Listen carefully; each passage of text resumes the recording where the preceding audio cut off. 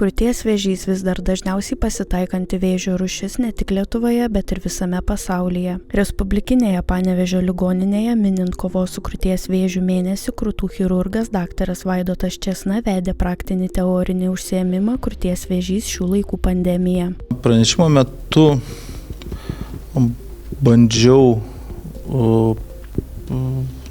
pacientėm tiek ir darbuotojam papasakoti ir apšviesti, kas tai yra krūties vėžys, kaip jis atsiranda, paskui kaip mes galime tirti pacientes, kokios yra tyrimų galimybės, vienokių ir kitokių tyrimų pliusus bei minusus. Taip pat truputį paminėjau ir patį gydymą, koks gydymas būna suteikiamas sergant krūties vėžiu. Pagal vėžio ligų registrą Panevėžio krašte krūtų vėžiu per metus suserga apie 120–130 moterų, bet ši liga neaplenkia ir vyrų. Vidutiniškai kažkur apie 12 vyrų per metus yra nustatomas krūties vėžys. Jie gauna lygiai tokį patį gydymą kaip ir pacientės moteris.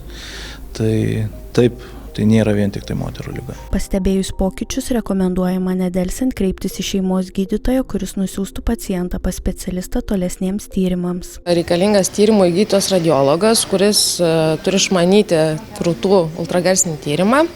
Taip pat svarbu pacientas, kad jis turi būti pasiruošęs, tai yra viršutiniai drabužiai, turi būti kaip ir nusirengti, kad laisvi drabužiai būtų.